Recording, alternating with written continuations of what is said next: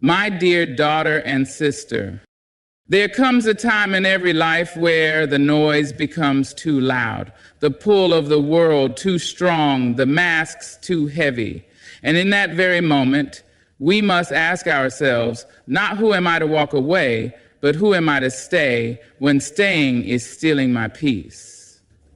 So baby, it's time to disappear. Disappeared not in fear, but in freedom. Disappeared not to hide, but to heal. Disappeared not because you're broken, but because you're wise enough to know when your soul is whispering, hush, now it's your turn. You've given, and they've taken, and still it was never enough. You dimmed your light so others could shine. You silenced your joy so others could feel tall. But now it is time to vanish into your own becoming. There is no shame in stepping back. There is no weakness in rest. You are not made to burn at both ends for applause from those who clap only when it serves them. You are not required to be available for people who are never present for you. So close the door softly but firmly. Let them wonder. Let them guess. You owe no one an explanation for choosing yourself. There comes a moment when you realize you've been showing up for everything and everyone except yourself. You've been present in every room but absent in your own heart. The world has taught you to keep going, to keep smiling, to keep serving, even when your soul whispers that it's time to pause. And that is the moment you must honor. That is the moment when disappearing is not abandonment, it is return. A return to the pieces of you buried under obligation, beneath the clutter of expectations and beneath the noise of approval seeking. It's time to disappear. For so long, you've worn masks crafted by others, versions of yourself that made them comfortable, identities shaped to fit in, to belong, to be enough. You adjusted your voice to their liking, dulled your spirit so they could shine, carried burdens that were never yours to hold, and in all that effort to be what they needed, you lost sight of what you needed. Now you're tired, not the kind of tired that sleep fixes, the kind of tired that comes from self-neglect, the kind of tired that comes when your soul hasn't felt sunlight in far too long. It's time, beloved, to disappear, not to run, but to return, not to hide, but to remember. When you disappear from the noise, you can finally hear your own truth. When you step away from the spotlight, you begin to feel the warmth of your own light again. This kind of disappearing is holy, it's sacred, it's soft and strong all at once. It's looking at the life you've built and daring to ask, does this feel like home? And if the answer is no, then the only answer left is to vanish for a while and go find it. Go find yourself in the silence, in the quiet mornings where no one is asking anything of you, in the spaces where no one needs you to perform, in the stillness where your breath is enough and your being is not up for debate. Let the world wonder where you went. Let them ask and guess and search. You do not owe them your presence when your presence costs you your peace. You have served, you have smiled, you have stayed. Now you must disappear. Not forever, but until your voice returns to its rightful volume, until your joy is no longer an afterthought, until your needs are no longer drowned by their wants. Disappear into healing, disappear into wholeness, disappear into your truth. This isn't about leaving people behind, it's about choosing not to leave yourself behind anymore. You are not a machine made to run endlessly for the benefit of others. You are a living, breathing soul that needs nourishment and grace and room to grow. Reclaim the parts of you you've forgotten. Reclaim the laughter that once came easy, the dreams that once lit you up, the softness that once rested on your face. Go back and gather yourself. And when you return, If and when you do, it will not be with apology or permission. It will be with clarity, with peace, with quiet power. But for now, it's time to disappear. There's a sacred kind of vanishing that doesn't come from fear, but from wisdom. A knowing deep in your bones that says you've poured too much of yourself into places that never filled you back. You've smiled when you wanted to cry, agreed when you wanted to scream, and stayed when everything inside of you whispered to leave. The world has conditioned you to be available, to keep showing up, to always be something for someone. But now it's your time. It's time to disappear, not from life, but into yourself. Because it is there in your own presence that you will finally find the truth that's been aching to breathe. You've been surrounded by noise, by movement, by expectations coming at you from every direction. And while you've learned how to keep up, you've forgotten how to be still. You've been taught that rest is weakness, that solitude is loneliness, that choosing yourself is selfish. But what they don't tell you is that silence holds answers, solitude holds healing, and self-choosing is survival. To disappear from it all is not a surrender, it's a return, a gentle, powerful return to the person you were before the world told you who to be. When you step back, when you retreat from the eyes always watching, the voices always speaking, the paths always crowded, you begin to hear the whisper of your own spirit again. That whisper might start soft. It may sound unfamiliar, but the more you lean in, the clearer it becomes. Disappearing allows you to sit with yourself and finally ask the questions that matter. What do I want? Who am I without the roles? What does peace look like for me? These are not answers you find in a room full of people pulling at you. These are answers you meet in the quiet hours, in the stillness of your own becoming. Don't be afraid to unplug from the world. Don't be afraid to be missed. Don't be afraid of not responding, not updating, not explaining. The world will go on. Let it, while you go within. While you wrap your arms around your tired heart and say, I see you, I've missed you, you're safe now. It is not weakness to need space. It is not defeat to want rest. It is wisdom to know when enough is enough. And you, beloved, have had enough of shrinking, of striving, of sacrificing your soul for validation that never lasted long anyway. Disappear into your own breath, into your own rhythm, into mornings where you are not rushed, into nights where you are not restless. Take walks without a destination. Let the wind touch your skin and remind you that you are still here, still alive, still worthy, no matter who's watching or clapping. Because your value is never supposed to come from the outside. You were always meant to be your own sanctuary. And when you disappear into yourself, you won't find emptiness, you'll find beauty. The kind of beauty that doesn't perform, doesn't compete, doesn't explain. The kind that simply is. So go gently, go quietly, but go fully. Disappear, not because you are lost, but because you are finally ready to be found.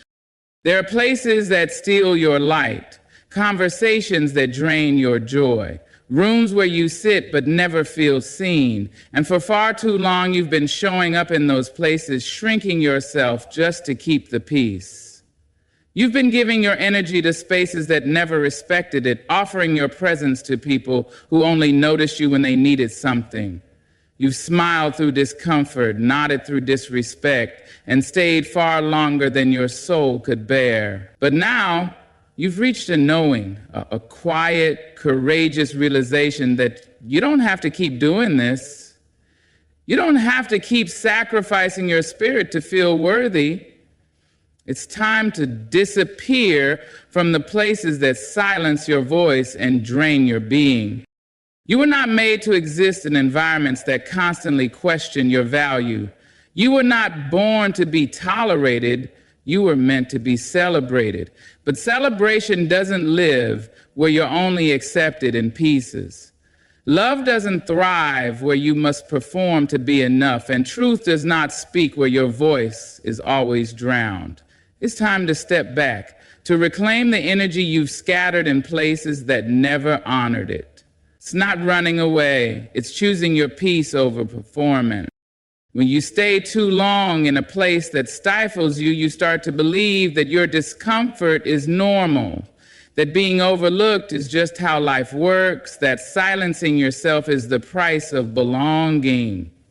But that's a lie wrapped in habit. You deserve more than survival. You deserve more than being tolerated.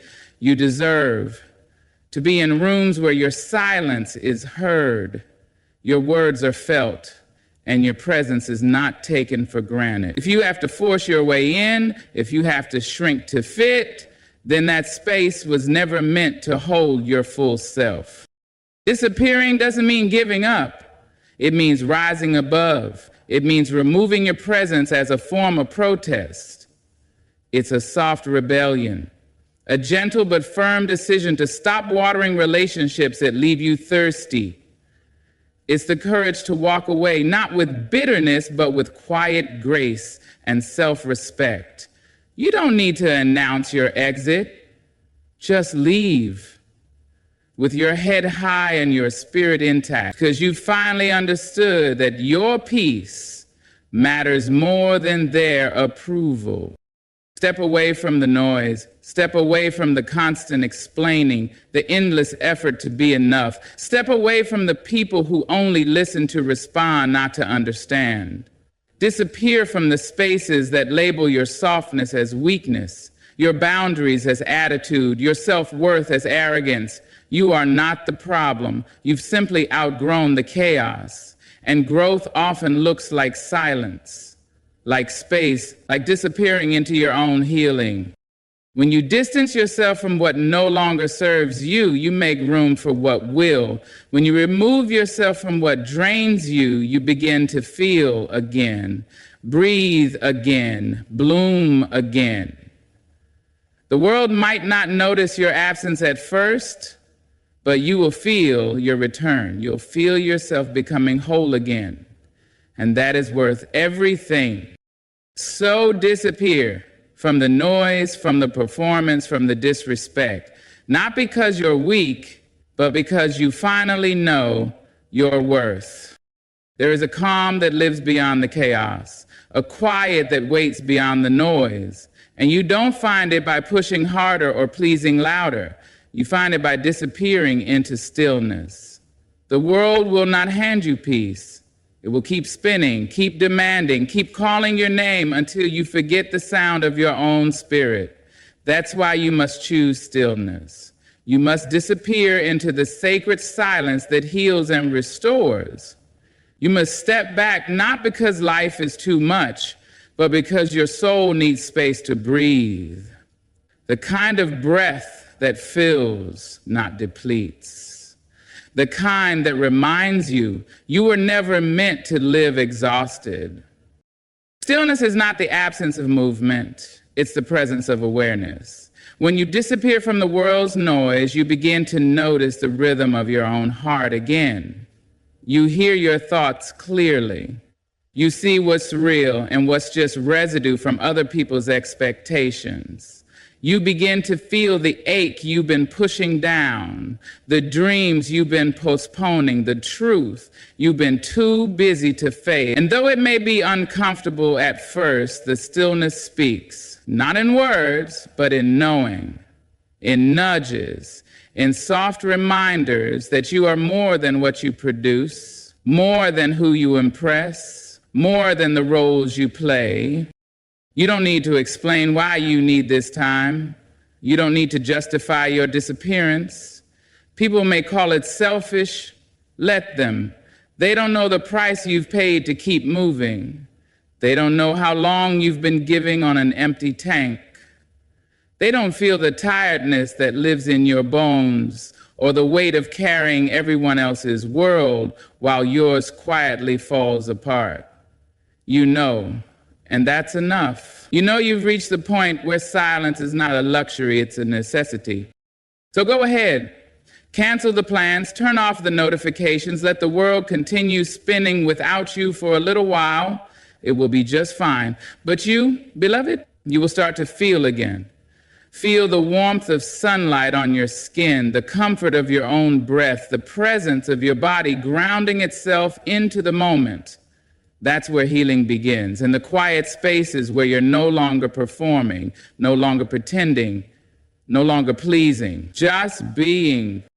Disappear into stillness where there are no questions to answer, no problems to fix, no one to impress, just you and the sound of your own soul coming back to life. You've tried to find peace in people, in progress, in productivity, but peace was never out there. It was always waiting in the quiet, waiting for you to come home to yourself. You are not lazy for resting. You are not weak for retreating. You are wise. You are finally listening to the rhythm of your own spirit instead of the demands of a world that never learned how to rest. And when you find that stillness, when you disappear into it, you'll return with something no one can give you: clarity, calm, and a love for yourself that doesn't require noise to exist. So disappear into the stillness. Let it hold you. Let it teach you. Let it remind you who you are beneath all the doing. Let it become the soil where your next chapter begins. Sometimes the deepest act of growth is letting go of the roles you've outgrown and the identities that were never truly yours. For so long, you've worn names that others gave you, titles that boxed you in, expectations that weighed heavy on your shoulders, stories that never felt like your own. You became who they needed you to be, the responsible one, the strong one, the always there, never tired, forever giving version of yourself. And though you did it with grace, with strength, with love, there's a quiet truth rising in you now, a knowing that whispers, "This is no longer who I am," and that truth demands something sacred: space, the kind of space only disappearing can give. To disappear is not to erase yourself. It is to remove what is not yours to carry anymore. It is to step away from the version of you built for survival and begin honoring the one that longs to live fully. There's a voice within that's been silenced beneath obligation, a dream that's been buried under duty, a softness that's been hardened by years of being everything to everyone. And now it's time to shed those layers, to gently and firmly walk away from roles that keep you small and names that keep you bound. There is nothing selfish in choosing your wholeness. There is no betrayal in stepping out of who you've been if that version no longer feels like truth. You are not obligated to continue a performance just because the audience expects it. You are allowed to evolve. You are allowed to become, and sometimes becoming means disappearing. From the spaces that only see the old you, from the people who resist your growth, from the patterns that keep you repeating a story that no longer reflects your heart. It's hard, yes, because those roles brought comfort even if they cost you, because those identities felt safe even when they stifled you. But what's waiting on the other side of this silence is far more beautiful than the applause you've been chasing. It's authenticity. It's freedom. It's the chance to meet yourself again, not the version curated for others, but the raw, radiant truth of who you are becoming. Let them wonder where you went. Let them ask why you're not the same. Let them sit with their discomfort while you sit with your becoming. You don't need to explain why you've disappeared from what no longer fits. The ones meant for your next chapter will not require you to shrink to be understood. They will meet you in the silence, in the newness, in the unmasking. And those who don't, let them go with love. As you step away from those roles, you'll begin to feel light again. You'll move without weight, speak without fear, dream without restriction. You'll wake up and feel peace in your chest where pressure used to live. And in that peace, you'll remember you were never meant to be one thing forever. You were meant to grow, to shift, to rise, and disappearing is just the pause between who you were and who you're becoming. So disappear from the names that no longer name you, from the roles that no longer hold you, from the spaces that never saw you, not because you're lost, but because you're finally finding your way. Sometimes the most powerful thing you can do is leave without a word, walk away without a scene.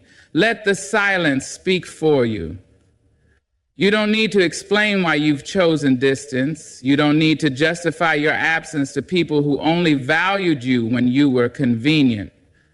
When your soul starts to suffocate, when your smile becomes a mask, when your days feel heavy and your nights restless, that's when you know it's time to disappear with grace, not in anger, not in bitterness, but in quiet dignity, wrapped in the kind of self-respect that doesn't make announcements.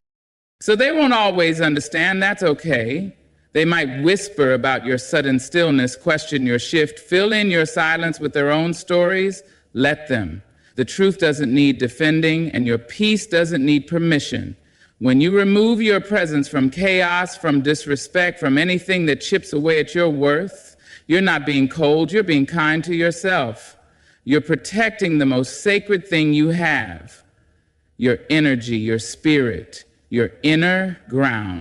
There comes a point when you've outgrown explaining your boundaries, when you realize your time, your presence, your light. It's a privilege, not a given. And those who treat it like it's replaceable have already shown you everything you need to know. You're not leaving to prove anything. You're not disappearing for attention. You're doing it because your peace matters more than their comfort, because you've tried. You've stayed, you've endured, and still your worth was questioned. Still your voice was drowned out. Still your kindness was mistaken for weakness. So go ahead, leave gently. Walk out with your head high and your heart whole. You don't owe anyone the story of your healing. You don't need to explain the depth of your exhaustion. Sometimes the most graceful exit is the quiet one. No speeches, no blame, just silence and distance. Because not everyone deserves access to you, and not every relationship deserves a final chapter. Let your disappearing be a boundary in motion, a love letter to your own soul, a line drawn not in anger but in understanding, that you will no longer sacrifice your peace for places that never saw your value. Disappear without the need to be seen, without waiting to be missed. Disappear because your life deserves stillness. Your heart deserves protection, and your spirit deserves the freedom to grow without being questioned. You've spent enough time trying to be understood. Now it's time to be at peace. You've explained yourself in circles. Now it's time to stand in silence. You fought to be seen. Now it's time to see yourself fully, gently, honestly. And if disappearing is what leads you back to that truth, then it's not a retreat, it's a rise. Leave with grace, disappear with dignity. Let your silence echo louder than any explanation ever could. So now let it be known, disappearing was never about weakness, never about defeat. It was a sacred choice, a return to the self. A soft rebellion against the noise, the roles, the places that no longer held your truth. You didn't run, you rose. You didn't quit, you remembered. You remembered who you are beneath all the layers, beneath all the pressure, beneath all the performance. And in that remembering, you found your power. So disappear when you must. Disappear to heal. Disappear to breathe. Disappear to rebuild yourself from the inside out. And when you return, if you return, return as the truest version of you, whole, clear, unapologetically at peace. Thank you for listening with your heart. May your silence be powerful, your solitude sacred, and your return even more beautiful than your leaving. Good luck on your journey inward, and may you always choose yourself without hesitation. Hello, everyone. Oh, my dear ones, I want you to listen, not just with your ears, but with your heart. Because what I have to tell you is not just a collection of words, not just a speech, but a truth so golden, so strong, it will carry you through the storms and the sunlight alike. You see, life, this grand, magnificent, messy, beautiful thing, is not powered by money, not by fame, not by all the accolades the world can stack up at your feet. No. Life moves, breathes, and flourishes on something much richer. It is joy, it is gratitude. Now, joy, my loves, is not some glittering thing reserved for the lucky few. It is not found in bank accounts or hidden in the praise of others. Joy is a birthright. It is tucked inside the pockets of a morning breeze. It hums in the laughter of a child. It dances in the way the trees stretch their arms toward the sun. And gratitude? Oh, gratitude is the melody that lets joy sing. Gratitude is the deep breath that whispers thank you for the lessons, for the love, for the simple miracle of today. Lean in close and hear me well. Joy is not some treasure buried deep beneath the earth, waiting for the lucky or the wealthy to stumble upon it. No, joy is not found, it is created. It is built with willing hands and an open heart, stitched together with the threads of gratitude and love. You do not wait for joy to arrive like a long-lost letter in the mail. You make it, you nurture it, you let it shine. Too many people walk this earth believing that joy is something given, something handed down by fate or circumstance. They say, I will be joyful when I have more money, when I have more time, when I have more love, when life is easier, when the storms stop raging.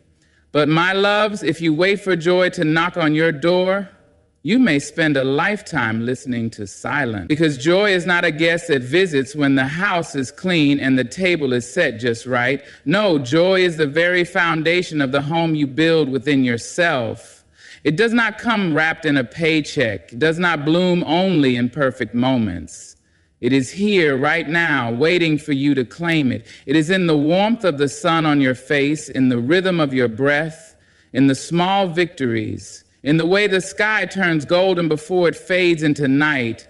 It is in the laughter shared between friends, in the kindness of a stranger, and the peace of knowing that even if today was hard, you still have the strength to face tomorrow. You must choose joy, even on the days it feels out of reach, especially on those days. You must reach for it even when your hands are tired, even when your heart is weary. Because joy is not simply about feeling good. It is about refusing to let the weight of the world steal the light inside you. It is about standing up and saying, I will not wait for happiness to find me. I will create joy where I stand. Oh, and joy is contagious, my loves. It moves like ripples in water. When you choose it, when you wear it on your face and in your actions, the people around you cannot help but feel it too. Your joy becomes an offering, a gift.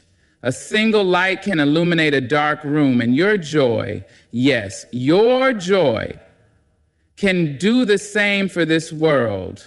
But do not forget, joy must be nurtured. It must be tended like a garden, watered with gratitude, shielded from the weeds of bitterness and fear. You must feed it daily with kindness, with patience, with a heart that says, I see the good even in the midst of the bad. Because joy is not fragile, it is strong, but only if you let it grow.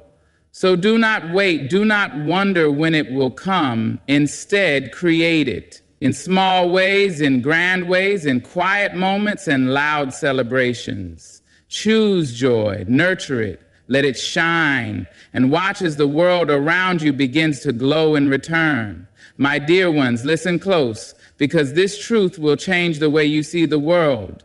Gratitude turns what we have into more than enough. It is not about waiting for more, not about chasing the next big thing, the next success, the next reason to be happy. No, gratitude is the quiet whisper that says, what I have right here, right now is already a blessing. It is the lens that turns simple moments into miracles, the key that unlocks joy even in the most ordinary days. Too often we are taught to measure life by what is missing. We count our losses instead of our gains. We see the empty spaces instead of the fullness that surrounds us. The world tells us, you need more to be happy, more money, more status, more approval, more love. But if you keep waiting for more before you let yourself feel joy, you will never have enough. The truth is you already have enough, more than enough. But you have to open your eyes, open your heart, and recognize it. Gratitude is not just saying thank you when things go right. It is not just for the days when life is easy, when the sun shines bright, when the road is smooth. No, gratitude is for every day, especially the hard ones. It is for the moments when things don't go as planned, when the storm clouds gather, when life feels heavy. Even then, especially then, there is something to be grateful for. Maybe it is the breath in your lungs. Maybe it is the strength in your spirit. Maybe it is the lesson hidden inside the struggle. But there is always something, always. You see, gratitude is not about ignoring pain. It does not mean pretending that hardships do not exist. It means choosing to see beyond them. It means understanding that even in the struggle, there is still light. Even in the loss, there is still love. Even in the darkest night, there are stars shining somewhere above. And when you shift your focus to what is present instead of what is absent, something beautiful happens. Your world expands. What once felt small and lacking suddenly overflows. What once seemed ordinary becomes extraordinary. And oh, my loves, gratitude is powerful. It is the kind of power that does not fade, does not rely on outside forces. It is a power that lives inside you, always within reach. Because gratitude fuels joy. It feeds it, strengthens it, allows it to grow.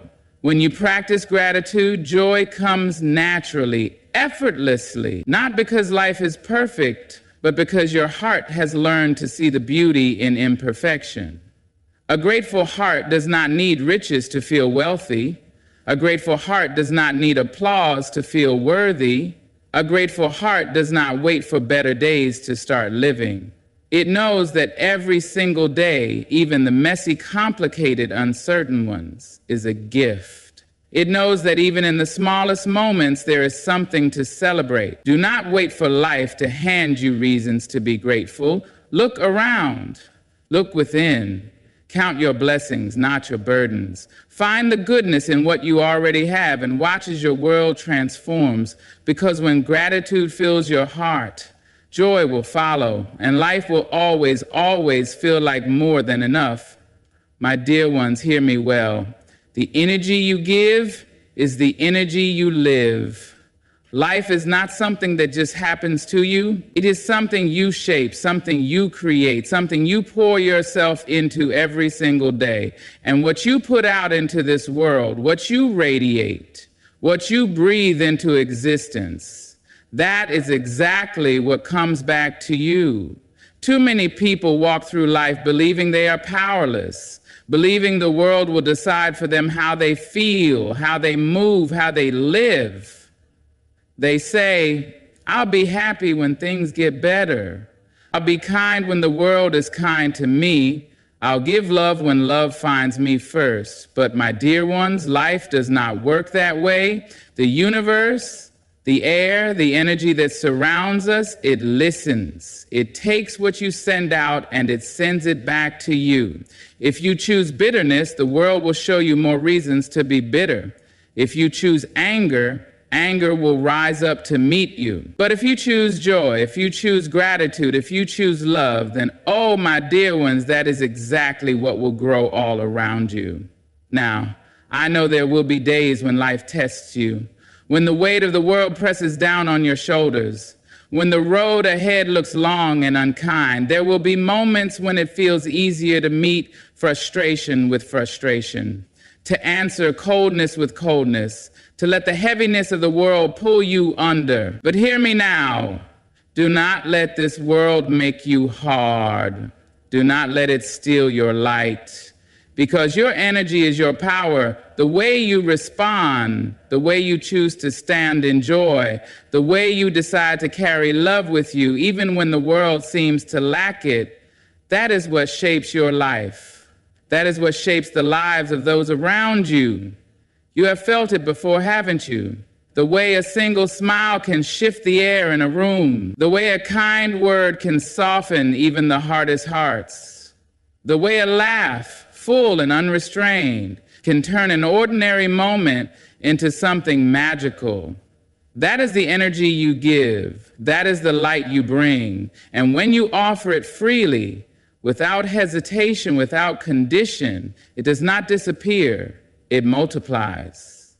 It moves through people, through moments, through places you may never even see, and it finds its way back to you tenfold. You see, joy is not just a feeling, it is a force. Gratitude is not just a thought, it is an action.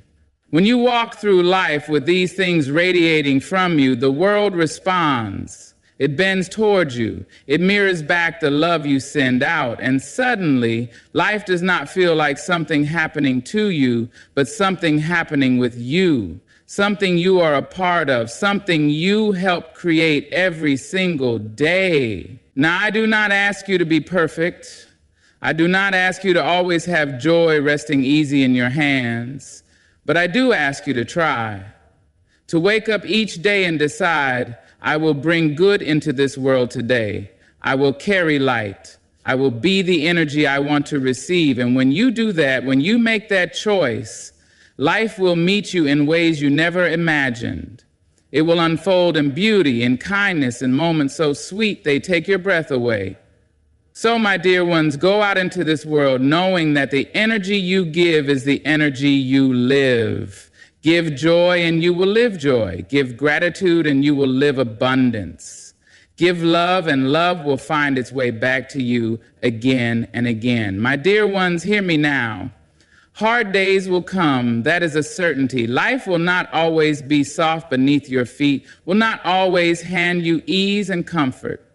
There will be days when the sky feels heavy, when the road ahead seems too long, when the weight of the world presses hard against your spirit. But even in those moments, even in the darkest of times, joy is the light that no darkness can steal. Oh, I know what some of you may be thinking. How can joy exist in struggle? How can I feel it when my heart is heavy, when my spirit is tired, when nothing seems to be going my way? But joy, my loves, is not fragile. It is not weak. It is not some delicate thing that vanishes the moment trouble arises. No, joy is a warrior. It stands tall even in the storm. It burns bright even in the night, and it does not ask permission to exist. You see, there is a difference between joy and happiness. Happiness is a visitor. It comes and goes, tied to circumstance, dependent on things going right. But joy, real joy, is something deeper. It is rooted in something stronger than just a good day or a kind word. It is built on gratitude, on faith, on the unshakable truth that even in hardship, even in loss, there is still beauty to be found. It is the light that flickers in the soul and refuses to be extinguished, no matter how strong the winds may blow. And oh, my dear ones, the world will test this light. There will be days when you wake up and joy seems out of reach, when it feels easier to surrender to the heaviness, to give in to the shadows. But hear me now. Do not let the world take what is yours. Do not let circumstances steal the joy that belongs to you.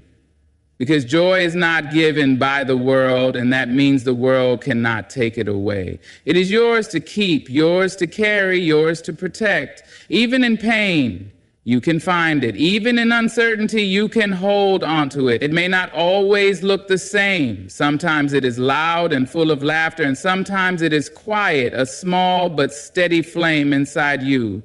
Sometimes it is found in the arms of a friend, in the warmth of a memory, in the simple act of breathing in and knowing you are still here, still standing, still able to begin again. Joy is resilience. It is knowing that even when the day is hard, there is still something to be grateful for. It is choosing to see the light when the darkness tries to pull you under. It is understanding that no matter what you face, no matter how deep the valley, you are more than your struggle. You are strong, you are capable, and you are worthy of joy. Not just on the good days, but every single day. Do not wait for life to be perfect to claim your joy. Do not let the hardships of the world convince you that joy is beyond your reach. Carry it with you fiercely and fearlessly. Let it be your strength, your guide, your light. Because joy is not something that can be taken. It is something you own, something you nurture, something that will always be yours if you choose to hold on to it. My dear ones, listen closely. For this truth is as steady as the rising sun. A grateful heart is a magnet for miracles. Life does not simply hand out joy to those who wait for it. It does not pour abundance into hands that remain closed. No, life responds to those who open themselves to see its beauty, to those who choose to acknowledge, to appreciate, to whisper thank you, even in the smallest of moments. Too many people walk through this world with their eyes set on what is missing. They wake up counting their worries instead of their blessings. They move through their days measuring what they lack instead of recognizing all they already have. And when you live like that, my dear ones, you invite emptiness to sit at your table. You invite frustration to take root in your heart. Because when you focus on scarcity, the world will seem like a place of never enough.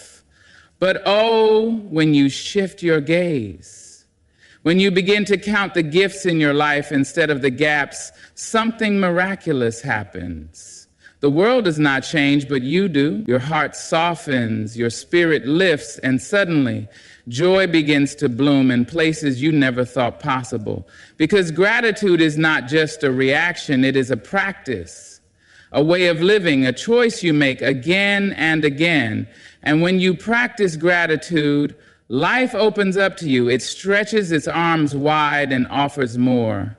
More love, more peace, more moments that feel like magic. Because gratitude does not just change how you see the world, it changes the world itself. It moves through your life like ripples in water, touching everything, transforming everything. Now, my loves, gratitude is not just for the easy days. It is not only for when the sun is shining, when everything is smooth and simple. No, gratitude is most powerful when things are hard, when life tests you, when the road ahead feels uncertain, when the weight of the world feels too much to bear. That is when gratitude becomes your anchor. That is when it reminds you that even in the storm, there is still something to hold on to, because no matter what you are going through, there is always something to be grateful for.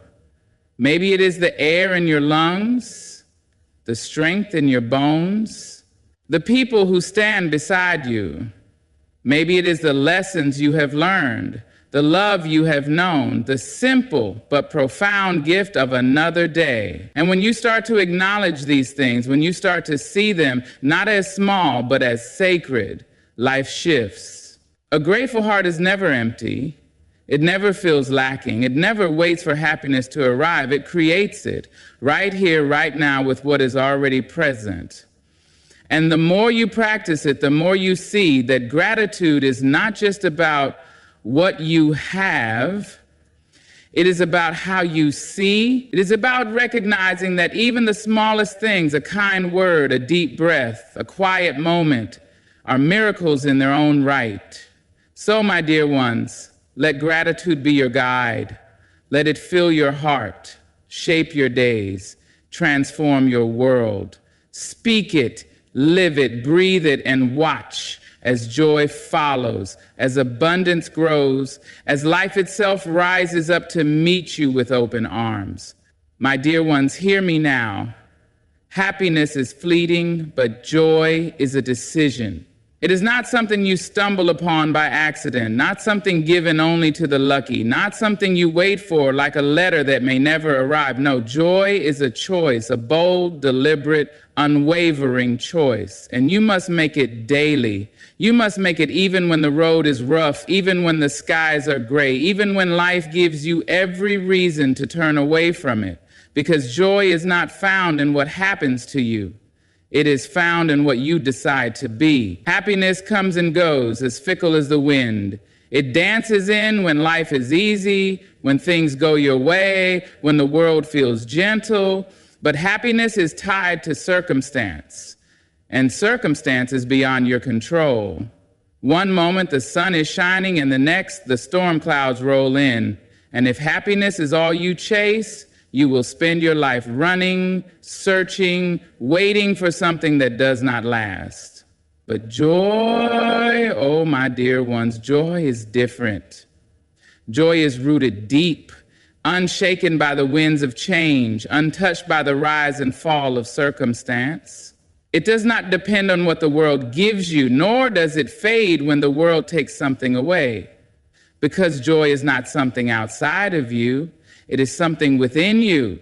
It is something you choose to carry, something you claim as your own, something you refuse to surrender no matter what life brings your way.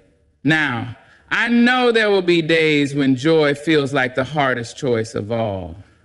Days when your heart is heavy, when your spirit is tired, when the world feels sharp and unforgiving.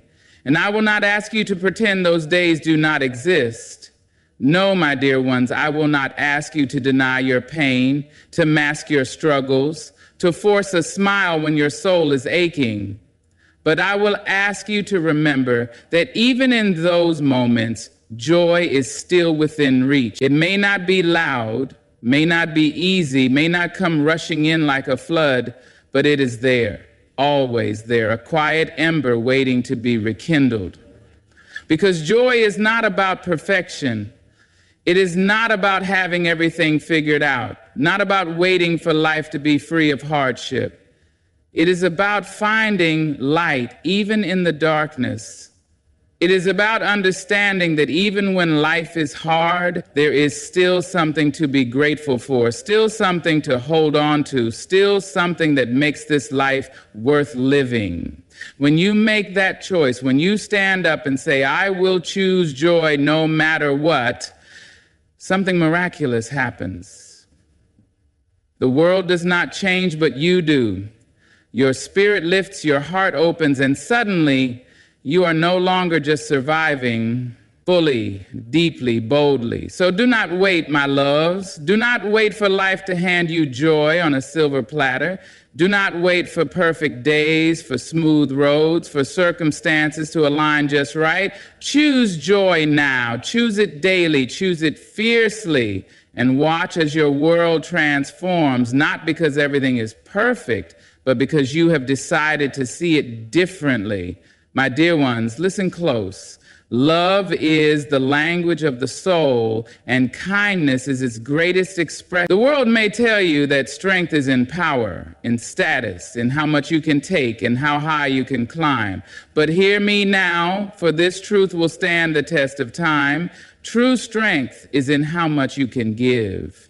In a world that can be harsh, in a world that often moves too fast, too cold, too indifferent, kindness is a force that refuses to fade. And when you choose to live with love, when you choose to walk with kindness, you are not only changing the lives of others, you are changing your own. Oh, I know how easy it is to hold back. I know how easy it is to let the world harden you, to let the disappointments, the struggles, the weight of it all make you believe that kindness is weakness, that love is something to be earned, that softness is a risk you cannot afford. But my dear ones, kindness is not weakness, it is power. Love is not something scarce, it is abundant. And the more you give, the more you create. The more you share, the more it grows. You have seen it before, haven't you? The way a gentle word can soften even the hardest day. The way a small act of kindness, a hand on a shoulder, a smile, a moment of patience can turn someone's whole world around. The way love, when given freely, without expectation, without condition, has the power to heal wounds that cannot be seen. That is the energy you carry. That is the power you hold. And that, my dear ones, is why you must use it. Now, I know there will be times when kindness feels difficult, when love feels undeserved. There will be people who test you, moments that challenge you, days when the world does not return to you what you give. But hear me. Be kind anyway. Love anyway. Not because the world is always fair, not because people will always appreciate it, but because you deserve to be the kind of person who spreads goodness. Because when you choose love, you choose peace. You choose light. You choose a life that is full, not because of what you receive, but because of what you have given. And oh, my dear ones, the beauty of it is this. Kindness does not require wealth, does not require status, does not require anything more than what you already have inside you. It is in your words, in your presence, in the way you make others feel seen, heard, valued. It is in the way you forgive, the way you lift, the way you refuse to let this world steal your gentleness. Because if enough of us choose kindness, if enough of us choose love, then this world, this vast, complicated, sometimes heavy world, will begin to change. So, my dear ones, do not wait. Do not wait for someone else to go first. Do not wait for the perfect moment, for the perfect reason. Lead with love, move with kindness, and watch as joy and gratitude fill not only the hearts of others, but your own. My dear ones, you have heard the words, but now it is time to live them. Time to walk through this world with joy as your strength, gratitude as your foundation, and love as your guide. Let no circumstance steal your light. No hardship take your kindness. No moment make you forget the power you hold within you. Because the energy you give is the energy you live. And when you choose joy, when you choose gratitude, when you choose love, you do not just change your life, you change the world around you. So go forward with open hearts and steady spirits. Meet each day with wonder, meet each person with kindness, and meet each challenge with the unshakable belief that you are capable, you are worthy, and you are here to shine. Good luck on your journey, and may life meet you with the same love and light you choose to put into it. Thank you. Ladies and gentlemen, good evening. Today I will throw light on a silent enemy of us, the lizardness. There comes a time when we must look in the mirror and face the truth. Our dreams will not wait. They will not come knocking at our door, dressed in gold and draped in ease. No, they demand work. They demand hunger. They demand fire. And yet, too often we sit, we stall, we say, not today. But hear me when I say this. Laziness is a thief, and if you let it, it will steal everything you have ever longed for. We are born with purpose. We are given gifts, talents, visions that set our hearts ablaze, but a flame left untended will flicker, then fade, then die. You must move. You must rise. You must take hold of your destiny with hands that refuse to tremble, with feet that will not falter. Because if you do not chase your dreams, laziness will hunt them down and bury them where you stand. You can have the grandest dreams, the biggest visions, the most beautiful hopes for your future, but none of that will matter if you are not willing to work for them. Your dreams require effort, not just intention. Wishing alone will not build them. Talking about them will not make them real. Writing them down in a journal and hoping the universe moves in your favor will not make them happen. Effort, consistent, determined, and disciplined effort is the only thing that turns dreams into reality. So many people sit with brilliant ideas in their minds, powerful ambitions in their hearts, but they do nothing with them. They wait, they hesitate, they tell themselves they will start tomorrow, next week, next month, but time does not wait for hesitation. The clock does not pause for those who sit in the comfort of excuses. Every second you delay, every moment you spend choosing laziness over action is a moment your dream is slipping further from your grasp. Success does not belong to the ones who simply hope for it. It does not favor those who only act when they feel motivated. It belongs to the ones who show up every single day, who push forward even when it's hard, who stay committed when no one is watching. Effort is the fuel that keeps dreams alive. You can have all the talent in the world, but talent without effort is wasted potential. You can have the best ideas, but ideas without execution are nothing more than thoughts floating in the wind. There will be days when you don't feel like working, when distractions seem easier, when resting feels more appealing than pushing forward. And that is where the battle is fought. Not in the moments when everything is easy, but in the moments when it's difficult. Discipline is not about doing what needs to be done only when you feel inspired. It's about doing it even when you don't. It's about moving forward when the excitement has faded, when the challenges pile up, when doubt creeps in and whispers that maybe you should stop. That is where success is built. Look at those who have achieved greatness, those whose names are remembered, whose work has changed the world. Do you think they simply wished their way to the top? Do you think they relied on luck or waited for perfect timing? No. They worked, they sacrificed, they endured long nights, early mornings, failures, setbacks, and moments of doubt. But they refused to stop. They knew that their dreams were only as strong as the effort they put into them. And so I ask you, what are you doing with your dreams? Are you feeding them with action, or are you starving them with excuses? Are you moving forward, or are you sitting still, hoping that somehow success will find you? Because it won't. Success does not come to those who wait.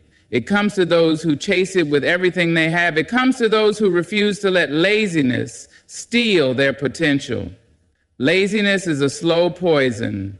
It doesn't take everything from you all at once. It takes little by little, day by day, until one day you wake up and realize that the dreams you once held so tightly have slipped through your fingers.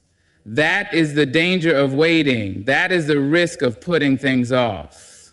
You may think you have time, but time is moving whether you act or not.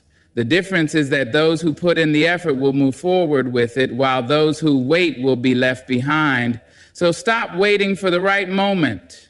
Stop telling yourself that you'll start tomorrow. Tomorrow is not promised, and every day you delay is another day wasted. The time to act is now. The time to work is now. The time to put effort into your dreams is now, because if you do not, laziness will take over. And if laziness takes over, your dreams will die before they even have a chance to live. Choose action, choose effort, choose your dreams. Excuses are the easiest things to make and the hardest things to break. They come dressed in reason, wrapped in logic, and whispered so sweetly in your ear that you start believing them. I'm too tired. I don't have enough time. I'll start when things are better. But hear me when I say this: excuses build nothing but regret.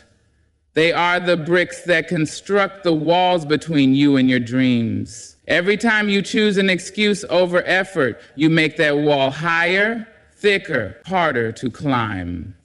People who succeed are not the ones who never had reasons to quit. They are the ones who refuse to listen to those reasons. They had the same struggles, the same doubts, the same fears as anyone else. But instead of saying, I can't, they asked, how can I? Instead of saying, it's too hard, they decided, I'll get stronger. Instead of finding a reason to stop, they found a reason to keep going. Excuses feel good in the moment. They offer comfort. They let you off the hook. They tell you it's okay to rest, okay to delay, okay to take the easier path. But what they don't tell you is that the longer you listen to them, the harder it is to escape them. Excuses are like vines that wrap around your dreams, slow and steady, until one day you look up and realize you can no longer see the way forward. You are stuck. And when you are stuck, your dreams do not wait for you to get moving again. They fade, they shrink, they disappear. Think about all the times you've told yourself, I'll do it later. How many of those things have you actually done? How many of those goals have turned into actions? Now think about all the times you made an excuse and later wished you hadn't. The opportunities you missed, the chances you let slip away. Regret is heavy, and it does not come from failing. It comes from never trying at all. It comes from knowing that you could have done more, been more, achieved more, but you let excuses steal that from you. The truth is, there will always be reasons to quit. There will always be obstacles, challenges, bad days, tough moments. If you are looking for a way out, you will find one. But if you are looking for a way forward, you will find that too. The difference between those who succeed and those who don't is not talent, not luck, not intelligence. It is the willingness to push past every excuse, every doubt, every fear, and do the work anyway. If you say you don't have time, wake up earlier. If you say you don't know where to start, learn. If you say you are tired, push through, because success does not wait for the well-rested. If you say you don't feel motivated, remember that motivation is not what gets things done. Discipline is. And if you say it's too late for me, then understand this. The only time it's too late is when you are no longer breathing. Until then, you have time, but time is not something you can afford to waste. Laziness feeds on excuses. It grows stronger every time you choose to sit instead of stand, to wait instead of move, to stop instead of push. And if you let it, it will consume you. It will take your dreams, your goals, your ambitions, and it will leave you with nothing but the memory of what could have been. So the next time an excuse comes into your mind, challenge it. Ask yourself, is this true, or is this just my fear talking? The next time you tell yourself you can't, ask yourself, what if I can? The next time you feel like quitting, remind yourself why you started. Because the truth is, you do not have to be the most talented, the smartest, the strongest, or the most experienced person in the room to succeed. You just have to be the one who refuses to make excuses. Excuses build regret, but effort builds success. Choose wisely. Discipline is the bridge between now and success. It is the foundation upon which every dream is built. Without it, even the greatest ambitions crumble. You can be the most talented person in the world, have the best ideas and the strongest desires, but if you lack discipline, none of it will matter, because dreams are not realized in moments of inspiration. They are realized in the consistency of effort and the commitment to doing the work every single day, even when motivation fades, even when challenges arise, even when you don't feel like it.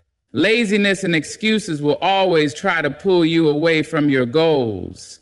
But discipline stands in their way. It is the force that pushes you out of bed when you would rather sleep, that drives you to take action when you would rather wait, that reminds you why you started when your mind is full of reasons to stop. Discipline is not something you are born with. It is something you build. It is a muscle. And like any muscle, it strengthens with use and weakens with neglect. The more you practice discipline, the easier it becomes. But the moment you give in to laziness, the moment you allow excuses to take hold, discipline weakens, and so do your chances of success. Look at anyone who has achieved greatness. They did not get there by working only when they felt like it. They did not succeed by waiting for the right mood, the right energy, or the perfect circumstances. They got there by showing up, by putting in the work, by choosing action over comfort, by staying committed long after the excitement had faded. Discipline is what separates those who dream from those who achieve. Some people wait for motivation to strike before they take action. They wait for the spark, the excitement, the rush of energy that makes the work feel easy. But motivation is fleeting. It comes and goes like the wind. Some days you will feel unstoppable, and other days you will feel like giving up. If you rely on motivation alone, you will never be consistent, and without consistency, success is impossible. Discipline, on the other hand, does not depend on feelings. It is the choice to move forward no matter what. It is the decision to work even when you don't feel like it. It is the promise you make to yourself that no excuse, no setback, no hardship will stop you from reaching your goal. Discipline is waking up early when you would rather sleep in. It is staying focused when distractions call your name. It is pushing yourself past the point of comfort, past the point where most people stop. It is not about being perfect. You will have days when you struggle, days when you stumble, days when doubt creeps in, but discipline is the voice that tells you to get back up, to keep going, to try again. It is what keeps you moving forward when everything else is pulling you back. Success does not happen overnight. It is built in the small daily actions that add up over time. It is created in the early mornings, the late nights, the sacrifices, the unwavering commitment to progress. It is not about how fast you go, but how consistent you are. Even the smallest step forward is better than standing still. The ones who win in life are not always the fastest, the strongest, or the most talented. They are the ones who refuse to quit, the ones who put in the work every day, the ones who understand that discipline is the price of success. Laziness will try to convince you that there is always tomorrow, that missing one day won't make a difference, that resting now is better than working hard. But one day turns into two turns into a week turns into a month, and before you know it, your dreams have been replaced with regret. Do not let that happen. The time will pass either way. Make sure you are using it to build the life you want. So show up for yourself. Push through when it's hard. Stay committed when it's uncomfortable. Train your mind to do what needs to be done, no matter how you feel, because in the end, success is not given to those who wait. It is earned by those who work. Discipline is the key. Use it, and no dream will be out of reach. Comfort zones are the graveyards of dreams.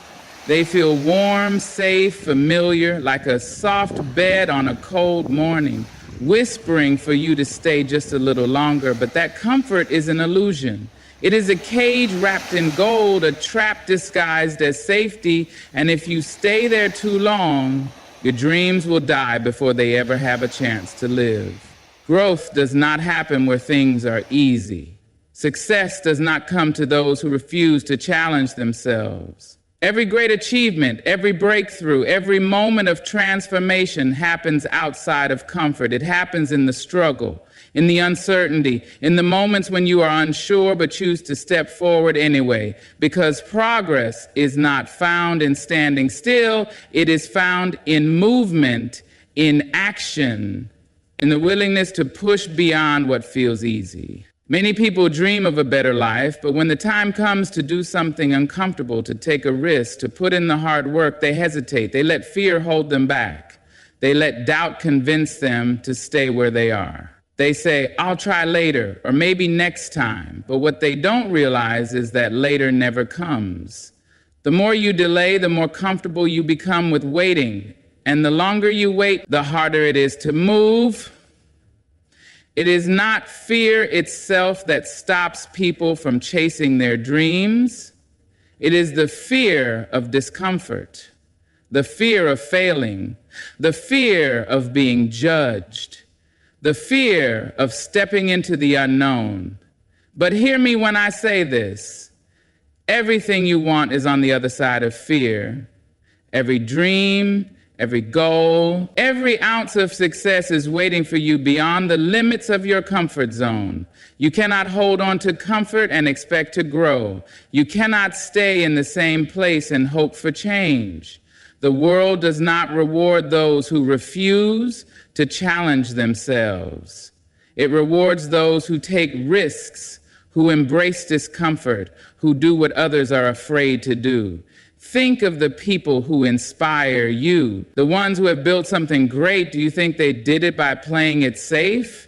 Do you think they reached success by staying where it was easy? No, they took the leap. They walked into the unknown. They faced failure, rejection, struggle, and still kept going because they knew that staying in their comfort zone would cost them more than stepping out of it ever would. Laziness thrives in comfort. It tells you that it's okay to stay where you are, that you don't need to push yourself today, that you can always try tomorrow. But tomorrow turns into next week, next month, next year, and before you know it, your dreams are just distant memories of things you once hoped for but never chased. You must be willing to be uncomfortable. You must be willing to face challenges head on, to embrace the struggle, to do the things that scare you, because discomfort is not a sign to stop. It is a sign that you are growing. It means you are stepping into new territory, pushing your limits, becoming something greater than you were before. If you feel uncomfortable, you are on the right path. Growth is painful. Change is uncomfortable. But nothing is more painful than regret. Nothing hurts more than looking back and realizing you had the chance to be more, do more, live more, but you chose comfort instead. The only way to honor your dreams is to fight for them, to move even when it's hard, to step beyond the limits you have placed on yourself. So take the risk, make the move, challenge yourself every single day. Do not settle for what is easy. Do not let fear keep you where you are, because comfort zones may feel safe, but they will never take you anywhere worth going. Step out, rise up, and claim the life you were meant to live. The people you surround yourself with will either push you forward or pull you back. They will either fuel your fire or extinguish it. They will either inspire you to rise or convince you to settle. Because energy is contagious, and the company you keep shapes the way you think, the way you act, and ultimately the life you build. If you spend your time around people who make excuses, who settle for less, who do not challenge themselves to grow, then over time you will begin to do the same. You may not notice it at first, but laziness spreads like a slow poison. It seeps into your habits, your mindset, your ambitions, and before you know it, your dreams, your goals, your hunger for more, all of it begins to fade. Look around at the people in your life. Are they pushing you to be better?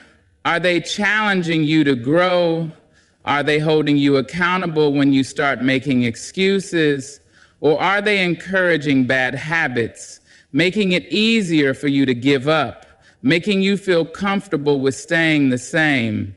Because the truth is, if you are the most motivated person in your circle is too small. You should be surrounded by people who inspire you, who challenge you, who force you to level up, not people who allow you to remain stagnant. Success is not built alone. No matter how strong you are, no matter how disciplined you try to be, if the people around you are constantly pulling you in the wrong direction, you will struggle to move forward. If you are surrounded by negativity, by laziness, by people who do not believe in pushing themselves, that energy will weigh you down. You may start doubting yourself. You may start questioning whether your dreams are even worth the effort. You may start thinking, maybe I'm expecting too much. Maybe I should just settle. And that is how dreams die, not because they were impossible, but because the wrong influences convinced you to stop chasing them. If you want to grow, you need to surround yourself with people who are also growing, people who are striving for more, who are disciplined, who refuse to make excuses, people who will remind you of your goals when you start to forget them, people who will call you out when you start slipping into laziness, people who do not just talk about success, but live it, breathe it, work for it every single day. Because when you are around those people, their energy becomes your energy. Their discipline becomes your discipline.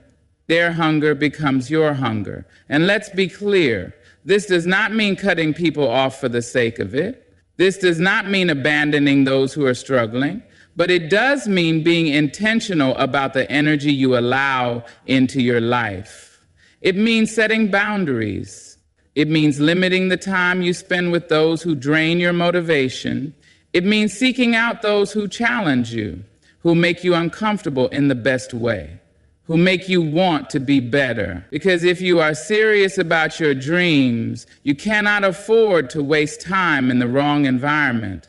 You cannot afford to surround yourself with people who make excuses, who complain about their circumstances but do nothing to change them. You cannot afford to be around those who are comfortable with mediocrity, because mediocrity is contagious. And if you are not careful, you will catch it. Think about it. When you are in a room full of people who are passionate, driven, and disciplined, what happens? You rise to their level. You start thinking bigger. You start moving with more purpose. You start seeing what is possible. That is the power of the right environment. And that is why you must choose your circle wisely. So ask yourself, are the people in your life pushing you towards your dreams, or are they pulling you away from them? Are they inspiring you to be disciplined, to be focused, to be relentless? Or are they making it easier for you to be lazy, to delay, to settle? Because the answer to that question will tell you exactly why you are where you are today. Your environment matters. Your circle matters. Surround yourself with those who lift you higher, and there will be no limit to how far you can go. There will never be a perfect time. There will never be a moment when everything is just right, when the path is clear, when all the obstacles have disappeared. If you are waiting for the stars to align before you take action, you will wait forever. Because life does not hand out perfect moments, it hands out opportunities, and it is up to you to take them. Too many dreams have been buried under the weight of someday. Someday, when I have more time. Someday, when I feel ready. Someday, when the conditions are better. But someday is a thief. It steals your ambition, your momentum, your purpose. And the longer you wait, the harder it becomes to start. Because comfort grows stronger with time, and hesitation turns into habit. You tell yourself, I'll begin tomorrow, but when tomorrow comes, another excuse takes its place. Action is the cure, not planning, not waiting, not hoping. Action, because clarity comes from doing. Growth comes from moving. No one has it all figured out in the beginning. No one starts with all the answers. But the people who succeed are the ones who start anyway. They take the first step, even when they are uncertain. They begin, even when fear whispers that they are not ready. They trust that progress will come with persistence.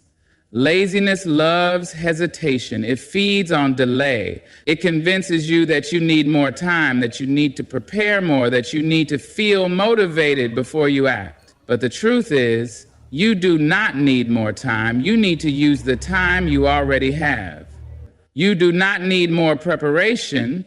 You need to begin with what you know and learn along the way. You do not need to feel motivated. You need to build the discipline to move forward even when you don't feel like it. Think about the people who have accomplished great things. Do you think they started at the perfect moment? Do you think they waited until they felt fully prepared? No, they started when they were scared. They started when they were unsure. They started when they had every reason to wait, but they chose to move forward anyway. And because they took action, they figured things out along the way. They failed, they learned, they adjusted, they kept going. And that is how success is built, not by waiting for the right time, but by making now the right time. There will always be reasons to wait. There will always be challenges, obstacles, distractions. But you must decide, do you want to succeed or do you want to keep making excuses? Do you want to build the life you dream of, or do you want to keep waiting for the perfect moment that will never come? Because the longer you wait, the further your dreams drift away. The longer you hesitate, the more time you waste. And time is the one thing you can never get back. Action builds confidence. Action creates momentum. When you take that first step, even if it is small, even if it is uncertain, you break the cycle of hesitation. You prove to yourself that you are capable. And with every step forward, the path becomes clearer. The fear becomes weaker. The excuses lose their power. So stop waiting. Stop delaying. Stop believing that tomorrow will be easier, that next week will be better, that someday will finally be the right time. Because the truth is, the only time you have is now. The only moment that is guaranteed is this one. And if you do not take action now, when will you?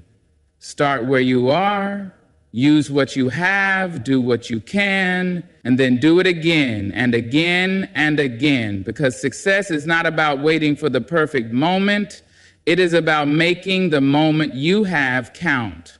Dreams do not die overnight. They fade little by little with every excuse, every delay, every moment of hesitation. But just as laziness can kill a dream, discipline, action, and the right mindset can bring it to life. The choice is yours. You can let comfort hold you back, or you can rise above it. You can wait for the perfect moment, or you can make this moment count. You can surround yourself with those who lift you higher, or you can allow negative influences to drag you down. But remember this, success is not given, it is earned, and the price is persistence, effort, and the willingness to step beyond what feels easy. You have everything you need within you, the strength, the talent, the capability. It is all there, waiting for you to use it.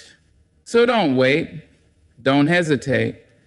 Don't let another day slip by without moving closer to the life you want. Kill the laziness before it kills your dreams. Take action, stay disciplined, stay hungry, because your future is being shaped by the choices you make today.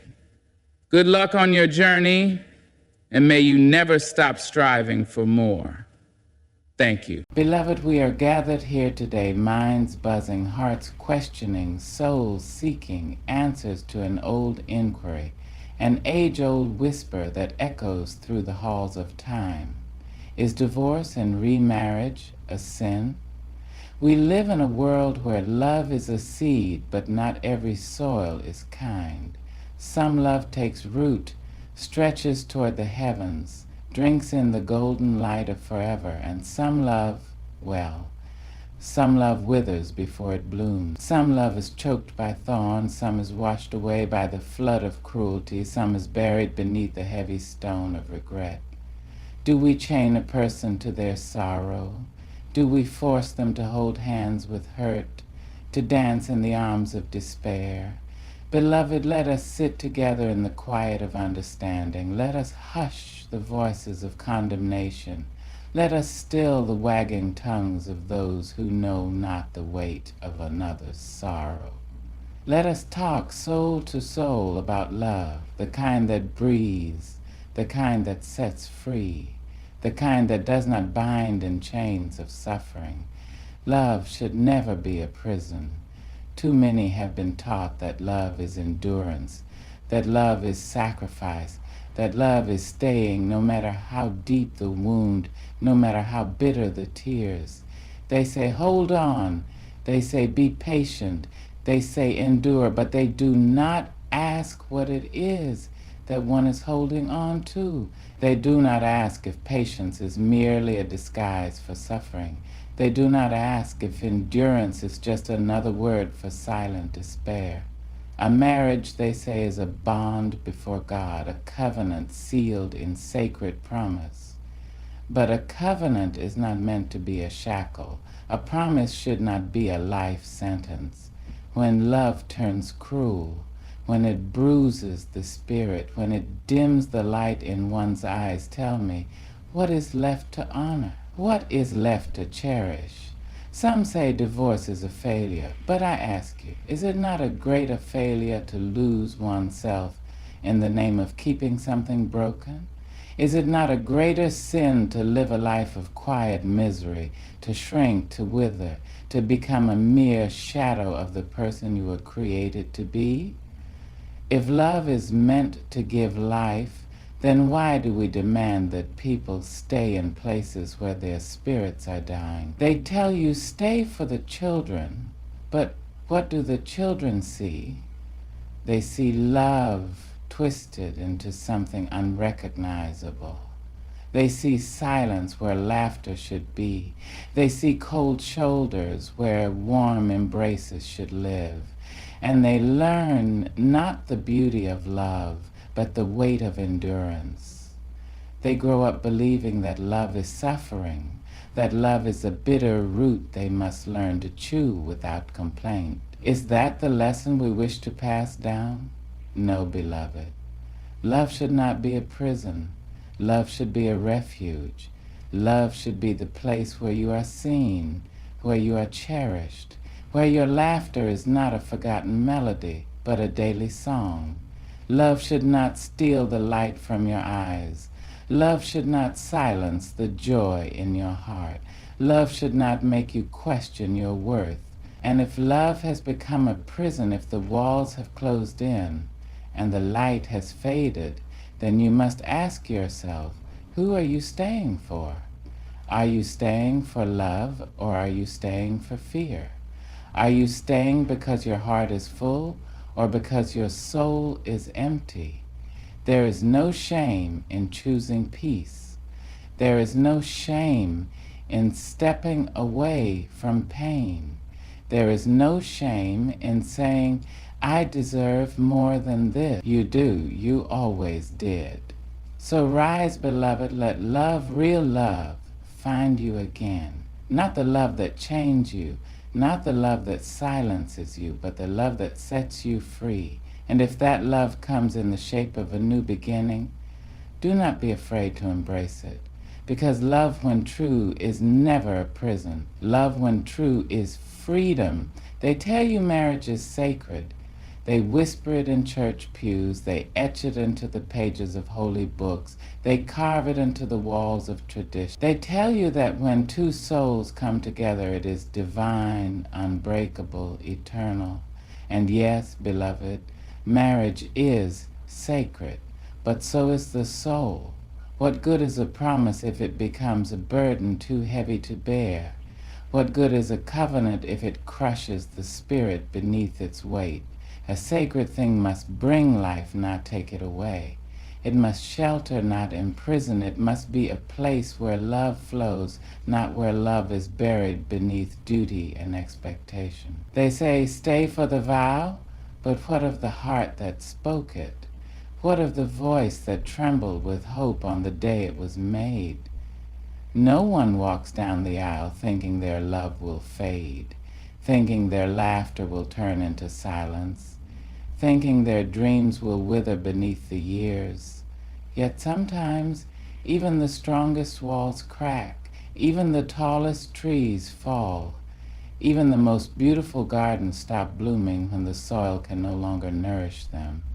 Would you keep a dying flower trapped in the ground, refusing to uproot it just because you once planted it with love? Or would you honor its journey, set it free, and make space for something new to grow? Marriage is sacred, but so is the soul. And when a soul is suffering, when it is shrinking instead of expanding, when it is aching instead of rejoicing, should we not listen? Should we not ask whether the sacredness of marriage should come at the cost of the sacredness of the person within it? Some say, but love is about sacrifice. Yes, love requires patience. It requires effort. It requires choosing each other day after day. But love is not meant to be a slow unraveling of the self. Love should not be a cross you carry until you can no longer stand beneath its weight. Love should not ask you to disappear, to become small, to exist only as an echo of who you once were. There is no righteousness in staying where your spirit is dying. There is no honor in silencing your own suffering just to prove that you kept a promise. A marriage that destroys the soul is no longer sacred. It is a shadow of what it was meant to be. And if you must walk away, if you must reclaim yourself, if you must breathe again after years of holding your breath, do not let the world shame you for it. Do not let the weight of tradition tell you that your freedom is a sin. You are not leaving because you do not believe in love. You are leaving because love, true love, should never be the thing that breaks you. So stand tall, Walk forward even when the world tells you to turn back. Honor the love you once had, but do not chain yourself to it when it is no longer love at all. And if love finds you again, if the divine sees fit to place warmth in your hands once more, hold it without guilt. Hold it without fear. Hold it as proof that love, real love, does not ask you to sacrifice yourself. It asks only that you remain whole. Because marriage is sacred, but so is the soul. They say leaving is failure. They say moving on is betrayal. They say healing is proof that you never truly loved. But I ask you, is it not love, real love, that wishes for wholeness? Is it not love that wants you to rise, to breathe, to find peace? The world has a way of turning pain into a punishment. It whispers that if a marriage ends, the love was never real. It shouts that if you choose yourself, you have chosen wrong. But pain is not proof of devotion. Suffering is not a symbol of loyalty. And to heal, to step forward, to find joy again, this is not betrayal. This is survival. A broken heart is not meant to stay broken. Wounds are not meant to stay open. Love, when it is lost, should not be the reason a person stops living. Yet so many wear their pain like a chain, convinced that letting go dishonors what once was. They hold on to the hurt, afraid that if they move on, they are erasing the past. But healing does not erase. It does not undo the love that was once real. It does not make the memories any less true. Healing is not forgetting. It is simply choosing to remember without drowning. They tell you to mourn, and yes, mourning is necessary, but mourning is not a home. It is a bridge, not a place to build your life. You must cross it. You must keep walking. You must not let sorrow become the only language your heart knows. And what of those who left? Those who chose peace over pain, light over darkness, freedom over fear. Do they not deserve healing too? Do they not deserve to stand in the sunlight unashamed? Do they not deserve to laugh again, love again, live again? They say, but you made a vow. And yes, a vow was spoken, but a vow is not a commandment to suffer endlessly. A vow is not a chain that binds you to sorrow. A vow is a promise made with hope, with faith, with the belief that love will last. But when love turns to hurt, when love becomes something it was never meant to be, is it not a greater betrayal to stay and pretend, to live in silence, to let the spirit wither, to deny yourself the chance to heal? A broken past does not mean a broken future. A shattered love does not mean you are unworthy of love again. And healing, healing is not a betrayal. It is a gift. It is a second chance. It is proof that you are still here, still breathing, still deserving of every beautiful thing life has to offer. So do not carry guilt where there should be grace. Do not wear shame where there should be strength. Let yourself heal. Let yourself love again when the time is right. And if the world whispers that moving forward is wrong, remind yourself, your heart was never meant to be a graveyard. Because healing is not a betrayal. Healing is a beginning. They tell you that when something is broken, it will never be whole again. They say that a love lost is a heart forever wounded, that a marriage ended is a life forever marked by failure. They shake their heads, whispering that the future will never be as bright as the past once promised. But I say to you, who told you that yesterday has the right to steal tomorrow? A broken past does not mean a broken future. Look at the world around you.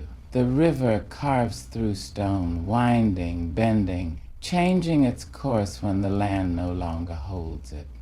The trees shed their leaves not in sorrow, but in preparation for what is to come. The sky, stormy one day, clears into a gentle blue the next. If nature itself understands that change is not the end but the beginning, why do we believe that our lives must be any different? You may have known heartbreak, but heartbreak is not your home. You may have walked through loss, but loss is not your final destination. You may have felt the weight of an ending, but endings, my beloved, are only doorways to new beginnings. Do not let the world tell you that your story is over when the ink is still wet with possibility. They will remind you of your past as if it is a life sentence, as if mistakes and pain are meant to define you forever. But the past is not a chain. It is a lesson. It is a whisper, not a shout. It is a road you have traveled, not the place you must remain. Let the past teach you, but do not let it trap you. Let it shape you, but do not let it shatter you. Some will say, you have already loved, you have already lost, there's nothing more for you. But love does not know limits.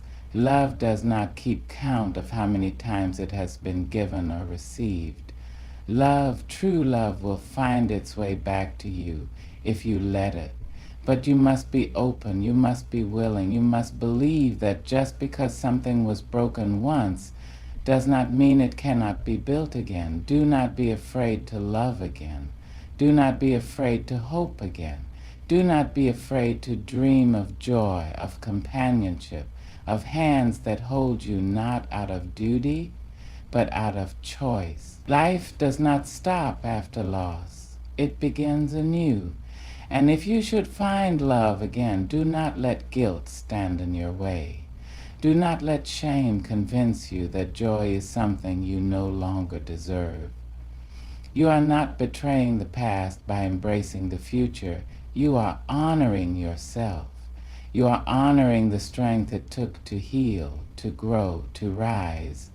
The road ahead is waiting. Your story is still unfolding. And no matter what came before, no matter how deep the wounds, no matter how heavy the sorrow, you are not broken beyond repair. Your future is not lost. Your heart is not beyond love. Because a broken past does not mean a broken future. It only means you are ready to begin again. They tell you to forgive. They tell you to let go, to release the past, to make peace with those who hurt you. They tell you that healing comes when you stop holding on to anger, when you choose to soften your heart instead of harden it. And they are right. But what they often forget to say is this: you must also forgive yourself. Forgiveness is not just for those who walked away, for those who failed to love you right, for those who turned love into something unrecognizable. Forgiveness is for you too. It is for the nights you stayed when you should have left. It is for the times you silenced your own voice, mistaking sacrifice for love.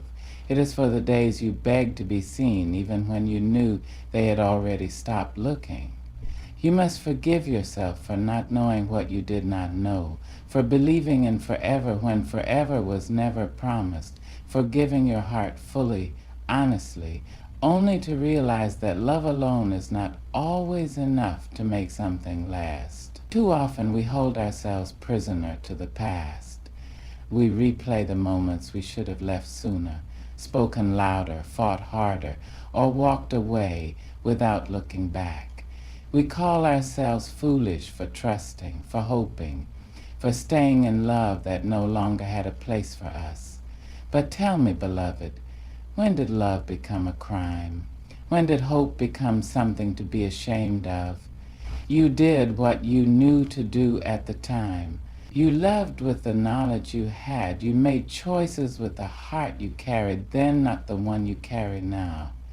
And that does not make you weak. That does not make you unworthy. That makes you human. And humans, we learn, we stumble, we break, we rise. But rising is hard when your hands are full of guilt. Healing is slow when shame clings to your bones. You cannot step into the future while they tell you love has limits. They tell you love must fit inside a box, must follow a single path, must never change, never falter, never take a new shape. They tell you that love is measured by its endurance, by its ability to withstand pain, by how long you are willing to suffer in its name. But I tell you this, love, when true, is limitless. Love is not a contract of endurance. It is not a chain that binds you to a single fate. It is not a duty, a burden, a life sentence. Love is not meant to be endured. It is meant to be lived, to be felt, to be breathed into every moment. And when love no longer breathes life into you, when it begins to stifle instead of strengthen, when it silences instead of sings, then what remains is not love, but an obligation dressed in love's old clothes. The world will say, love should last forever, that if it ends, it was never real, that if you find it again, it is somehow less meaningful. But tell me, does the river love the ocean any less because it once ran through the mountains? Does the sun love the dawn any less because it once kissed the night? Does the heart beat any quieter for having loved before? Love is limitless, not because it never ends, but because it never runs out, because it has the power to rise from the ruins, to bloom after the storm, to find you again even when you thought it was lost forever. It is not contained by time, not measured by a single story, not confined to one chapter of your life. Love is not meant to die with the past. It is meant to move with you, to transform, to grow, to find new ways to exist. Some will tell you that remarriage is proof of weakness, of selfishness, of disloyalty to the love you once had. But what they do not understand is this. Choosing love again is not a betrayal. It is an act of courage. It is standing before life and saying, I am still open. I am still willing. I am still capable of giving and receiving love. It is knowing that love was never meant to be a one-time gift, but a well that never runs dry. And if love finds you again, do not turn it away out of fear. Do not silence your heart out of guilt. Do not deny yourself the joy that was always meant to be yours, because love, when true, does not keep you bound to what was. It sets you free to embrace what can be. So love fiercely, love openly, love without fear, without shame, without apology, because love, when true, is limitless. And so, my beloved, I leave you with this. Love was never meant to be a prison. It was never meant to be a weight that drowns you, nor a chain that keeps you bound to sorrow. Love is sacred, yes, but so is your heart, so is your soul, so is the life you were given to live fully, boldly, and without fear. Do not let the whispers of the world convince you that choosing peace is a sin. Do not let guilt keep you from healing, from growing, from embracing the love that still waits for you. You are not bound to your past. You are not defined by what has ended. You are free to rise, to love, to begin again. So walk forward with courage. Love without apology. Trust that your story is not over, that love is not scarce, that joy is still yours to claim, because you, my dear, were never meant to live a life of quiet suffering. You were meant to shine. Good luck on your journey, wherever it may lead. And thank you for walking this road of understanding with me today. May love in all its limitless beauty find you exactly where you need it most. My dear friends, there comes a time in every life when the shadows fall longer than we expected, when the silence grows heavy and the road ahead looks like it's closed for good. But let me say this to you plainly, with all the hope my soul can carry. It's not too late to begin again. You may feel worn, you may feel bent and bruised from the battles you never asked for, but hear me now. You are not broken. You are becoming. You are not too old. You are right on time. The clock that counts your life does not tick for the world. It ticks for your becoming. And if your heart still beats, child, you still have a beginning left in you. Some will tell you that you missed your chance, that your moment has passed, that the world is moving too fast, and you're standing too still. But hush those voices, like a mother hushes a frightened child. They do not know the fire you carry in the quiet of your bones. They do not know the prayers you've whispered into your pillow when the night was thick and full of sorrow. They cannot see the rising in you. But I can. I can see it. Every ending is just a disguised beginning waiting for your courage to recognize it. Sometimes we look at what has closed in our lives, relationships, opportunities, dreams once held tightly, and we see only the loss.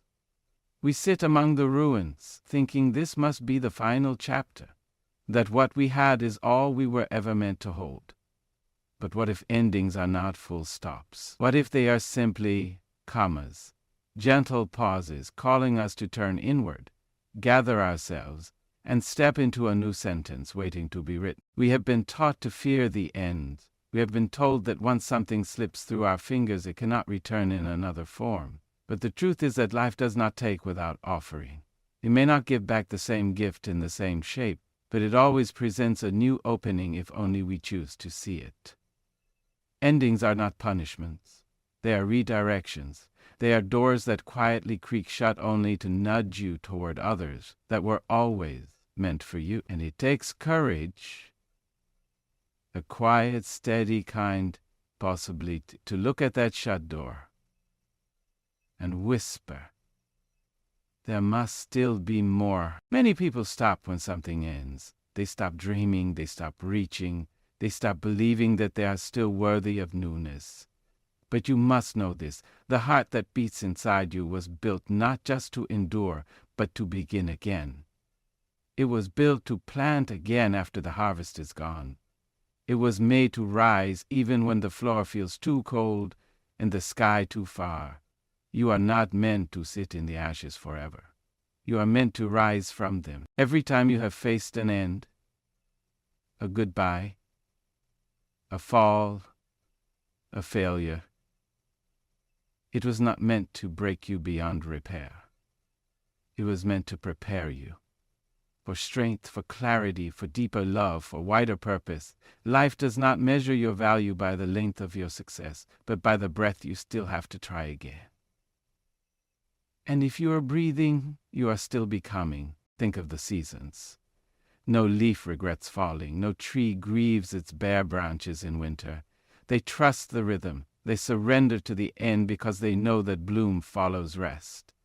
And so it is with you. Do not curse your winter. Do not fear your fall. Do not question the closing of one path because perhaps it's the only way you would have paused long enough to discover another. You may not have asked for this ending. It may have come quietly or like thunder. But that doesn't mean it didn't come with a blessing tucked deep inside. You have not come this far to stop. You have not endured your storms just to stay stuck in their memory. You came to rise, to walk forward, to write again. You came to start from the place that others would call broken, but you will call sacred. So when you stand at the edge of something that feels finished, look again, look closely. Beneath the silence, beneath the ache, there is a new beginning waiting for your yes. One more try, one more vision, one more step. Life is not finished with you. You are not finished with life. It's not too late to begin again. Time does not expire on dreams. It only deepens the need to pursue them. Somewhere along the way, we were made to believe that dreams come with a deadline, that by a certain age or stage we must have achieved, accomplished, arrived. And if we haven't, then we must let go, settle down, stop reaching. But that belief, as loud as it may echo in the world, is not truth. It is fear dressed as logic. It is doubt pretending to be wisdom. Because dreams are not cartons of milk sitting on a shelf, marked with an expiration date. They are seeds, timeless, waiting for the right moment, the right soil, the right season of your becoming. Life does not unfold in a straight line. It curves, it dips, it pauses. Sometimes it turns us around entirely, and in those moments it can feel like our dreams are moving further away, out of reach, forgotten. But they aren't gone. They are patient. They are planted deep in the soul, where no clock can touch them. They wait for when you are ready, not when the world says you should be, because the world's timeline is not your truth. The only real measure is the fire that still burns quietly within you, reminding you that it's not too late. Maybe you've been told that your dream is unrealistic. Maybe years have passed and nothing looks like what you imagined. But the beauty of dreams is that they can change form without losing meaning. They don't have to show up in the way you expected. They just have to be lived through you. If the door you once saw is closed, build a new one. If the road you imagined no longer exists, walk a different path. The dream is not dead, it is evolving with you. Sometimes the detour is the preparation. The delay is the refinement. You are gathering the wisdom, the depth, the resilience you didn't know you would need. And those things take time. But they do not take away from your dream, they make you ready to carry it. Because dreams require more than desire, they require endurance. They ask for patience. They demand belief when there is no evidence. And they require that you stop measuring your worth by how long it's taken and instead start measuring it by how fiercely you still care. You don't need to be young to begin again. You just need to be alive. The dream that stirred in you years ago can still be honored today. There's no shame in slow progress. There's no failure in starting late. What matters is that you still hear the call and that you still have the will to answer it. Let the world chase its timelines. Let others count the years. You, child, count the moments that make you come alive. Count the courage it takes to say, I still believe. You are not too far gone. You are not behind. You are not too late. If the dream is still calling, then time has not run out. Time has only seasoned you. Time has only sharpened your heart, softened your ego, and stretched your soul to receive what once would have been too heavy to carry. So let go of the clock, let go of the pressure, and listen deep within you. That dream is still breathing, waiting, trusting that you will come back for it. And when you do, it will welcome you not with judgment, but with open arms. It's not too late to begin again. Starting over is not a step backwards. It's a sacred act of reclaiming your power. There's a quiet lie that creeps into our minds when we've been knocked down or when the path we once walked becomes unclear. It tells us that starting again means we've failed, that we've lost ground, but that isn't the truth, not even close. Because every time you rise and choose to begin again, you are not going back. You are rising up. You are gathering every tear, every stumble, every lesson, and walking into a new beginning with deeper strength than ever before. Starting over is not weakness. It is not defeat. It is boldness. It is belief in its rawest, truest form. To start again after pain or loss or disappointment means you still trust the voice within you, the one that says, there is more for me. I am not done. That kind of trust cannot be taught by ease. It is earned in the trenches of your life, where you stood with trembling hands and still chose to try again. There will always be those who look at your restart and say you're too late, too tired, too far behind. But don't let their fear disguise itself as advice. Don't let their limitations build walls around your hope. You are not here to live anyone else's story. You are here to rise in your own time, in your own way, for your own purpose. And when you choose to begin again, You are not stepping into the past. You are stepping into a future that you are now more ready to carry. What people don't see is what it takes to begin again.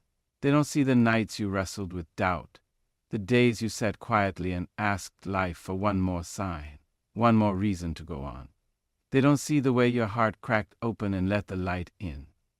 They don't see how much courage it takes to look at where you've been and still say, yes, I believe there is something more for me.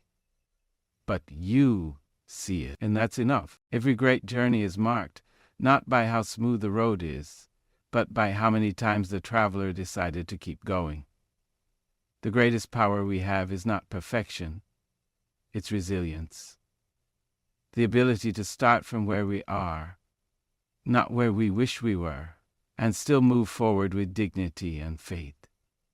To carry the weight of what's been lost and still plant seeds of what could be. You are allowed to outgrow your past. You are allowed to wake up one day and say, this no longer fits.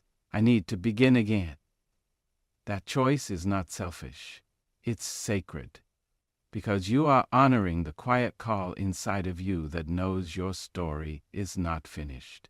And even if no one understands, even if no one claps for you, you still owe it to yourself to rise, to reclaim your voice, to rebuild your rhythm, to begin from wherever you stand now, with shaking hands, with tired feet, with a soul that still dares to dream. You don't need to have all the answers. You don't need a perfect plan. You just need the heart to say, this is not the end of me, because it isn't. Every time you start over, you are gathering pieces of yourself that were scattered by the winds of life and shaping something new, something strong, something sacred. It's not too late to begin again. No matter how far off course you feel, one decision can shift your entire direction. It doesn't take 100 changes, a dozen steps, or a perfect strategy to start anew. It takes one brave moment, one quiet yes, one small turn toward what you know deep down is waiting for you. Life may have taken you down winding paths, some so twisted you forgot where you were headed in the first place. But the beauty is this: no matter how lost you feel, you are never beyond the reach of a new beginning. It's easy to feel stuck, to sit in the weight of missed chances and wonder if too much time has passed, to think you've drifted so far away from who you were meant to be that there's no way back. But there is always a way. That way begins the moment you stop waiting for perfect clarity and choose instead to take one step in the direction of hope. A single decision can reawaken the light that's been buried under layers of doubt and delay. We live in a world that measures progress in miles, but your soul moves in moments.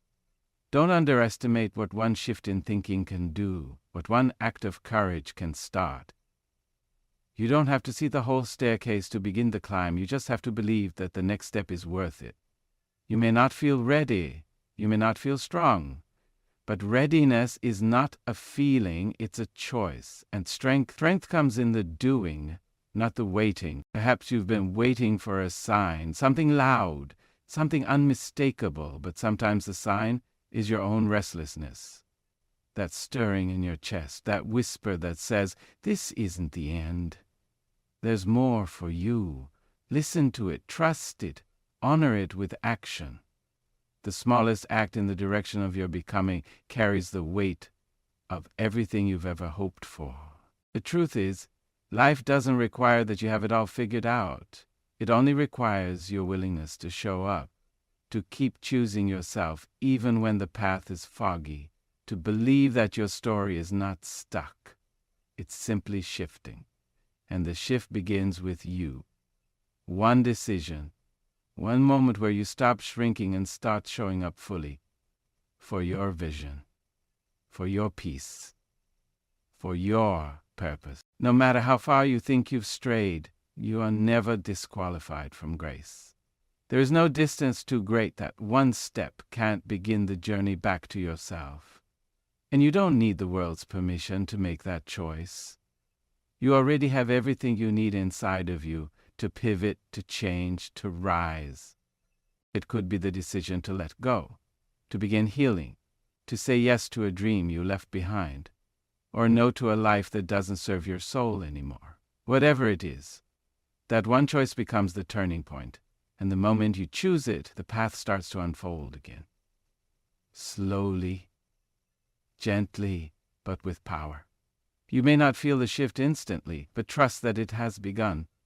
Trust that the roots are growing even if the bloom takes time. So wherever you are right now, no matter how far you feel from the life you imagined, know this: one decision can lead you home. One decision can bring you back to what matters, back to your strength, back to your voice, back to the dream that never died. It only waited. It's not too late to begin again. You're never too broken, too late, or too lost to rewrite your story. Life can be hard on a soul. It leaves its fingerprints on your heart, its scars on your mind. You may have walked through valleys so deep you forgot what the sun felt like. You may have made choices that haunt you in quiet moments, faced setbacks that took more than you thought you could give. And yet, here you are, breathing, standing, listening for something more. That in itself is proof that you are not too far gone. We are taught to believe that brokenness is the end, that once life has cracked us open, we lose our worth. But the truth is, brokenness is not the end of your story. It's a turning point. The cracks in your life are not shameful. They are openings. They let the light in. They allow wisdom to settle where pride once lived. They make space for depth, for truth, for compassion, and most of all, they remind you that you are still capable of rising. You may look at your past and see only mistakes. But those mistakes do not define you. They shaped you, yes, but they do not have the final word. What has been written can be rewritten. What has fallen can be rebuilt. You are not made of glass, delicate and shattering. You are made of soul and spirit, earth and fire. You bend. You bruise, but you do not break beyond repair. And if you feel lost, know this: being lost is not the same as being gone. You may have strayed from the path you once believed in, but paths can be found again, or better yet, created. There is no rule that says you must walk the same road forever. No voice but your own can tell you when it's time to begin again. You don't need the map, you just need the will to take the first step. Sometimes, the most powerful stories are the ones rewritten from the ashes. The ones that rise not because everything was perfect, but because someone refused to let the darkness win. You have that power, even if you don't feel it right now. Even if your voice is soft, your hope dim, your courage trembling. The moment you decide that your past will not imprison your future, you begin the rewrite. The moment you say, I am still here, and I still want more, the story shifts. The moment you say, I am still here, and I still want more, the story shifts. Don't believe the lie that your time has passed, that everyone else is ahead and you're left behind. This life does not follow a straight line. It doesn't care for age or timelines or how long it's been. It only asks if you're willing to begin again. If you're willing to turn the page, even when the ink of your past still lingers on your fingers. Healing takes time. Change takes courage. But both begin with the choice to believe that you are still worthy. Worthy of love, worthy of peace, worthy of joy, worthy of a story that honors not just who you were, but who you are still becoming. You do not need to erase the past. You only need to write forward and with intention. You carry the pen. You decide what happens next. And even if the pages before were marked by pain, the next one can be filled with light. It begins with your belief, with your voice, with your choice to continue. It's not too late to begin again. The moment you choose to rise again becomes the most important moment of your life. It doesn't matter how many times you've fallen. It doesn't matter how long you've been still, how long you've been silent, how far you feel from where you once were. What matters is that single sacred moment when you decide, quietly or boldly, that you will not stay down. That is the moment everything begins to change. That is the moment your story takes on new breath, new fire, new meaning. Life has a way of testing us in ways we never imagined. It pushes, it pulls, it breaks the pieces we thought were strong. Sometimes it feels like all we have left is our breath, and even that comes heavy. But inside that breath is your power. Inside that breath is your choice. And that choice, to rise, to keep going, to believe again, is everything. People often wait for the perfect moment to start over. They wait until they feel stronger, clearer, more certain. But the truth is, power doesn't come before the rising, it comes because of it. Strength doesn't show up first, it shows up during. It shows up in the trembling hand that reaches out anyway. It shows up in the voice that says, I may not know how, but I'll try. That is where your power lives, not in perfection, but in motion. The moment you choose to rise is not loud. It may not be dramatic or visible to others. It may happen in the early morning when no one's watching. It may happen after one too many tears have soaked your pillow. It may happen with a single breath that says, I'm still here. But whether quiet or fierce, that moment is sacred because it is yours, and it cannot be taken away. In that moment, you stop living from the wounds and begin living from the wisdom. You stop identifying with the fall and begin identifying with the climb. You stop asking why it happened and start asking what comes next. And from that space, life meets you, it rises with you, it lays down new ground beneath your feet and says, let's go. You are allowed to rise slowly. You are allowed to take your time. You don't need to leap. You only need to move. Whether it's one small decision, one change in thought, or one new habit, each act of rising builds something powerful inside you. You are creating a life that no longer bows in the past, but bows instead to possibility. What you may not see is that every time you rise, you inspire someone else to believe they can too. Your courage becomes a torch, even if you don't realize you're holding it. And so your rising is not just about you. It becomes a ripple in a world that desperately needs light, hope, and evidence that beginning again is still possible. No matter how long it's been, no matter how deep the fall, that one moment when you rise again will mark a turning point. It won't erase the past, but it will redefine it. Because now, your story isn't about how you stayed down, it's about how you got back up. And that story, that new beginning, can carry you further than you ever imagined.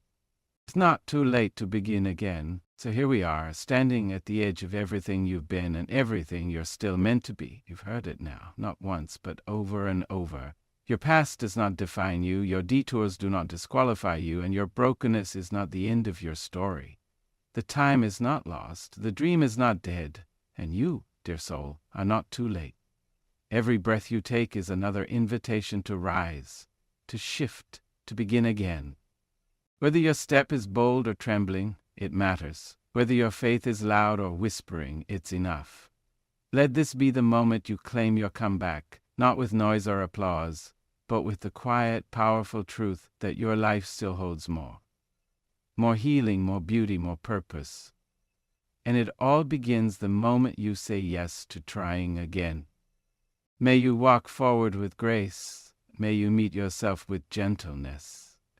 And may you trust that the very best of your story is still unfolding. Good luck on your journey, and thank you for allowing these words to walk beside you.